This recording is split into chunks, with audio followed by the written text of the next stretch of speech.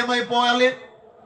ఈ మట్టి ముద్ద లాంటి ఈ జీవితాన్ని దేవుడు ఎలా చేశాడంటే మహిమకరమైన జీవితాలుగా దేవుడు చేశాడు. హల్లెలూయా. ఒక ఆయన రాశాడు పట్ట, మట్టి ముద్ద వంటి నన్ను మార్చి మహిమాత్మునిగా నన్ను చేసి. ఎలా చేశాడంట? మట్టి ముద్దలమైన మనల్ని మహిమాత్మునిగా చేశాడు, జీవాత్ములుగా చేశాడు, దేవుని స్వరూపాలుగా చేశాం. చివరికి మనల్ని ఏమన్నాడు అంటే కీర్తన 82వ సంకీర్తన 6వ వచనం అంటాడు, మీరు దైవములు. సాక్షాత్ మీరు ఏమై ఉన్నారు? దైవములై ఉన్నారు, దేవుని బిడ్డలై ఉన్నారు. లైక్నెస్ ఆఫ్ గాడ్, దేవుని పోలికై ఉన్నాం.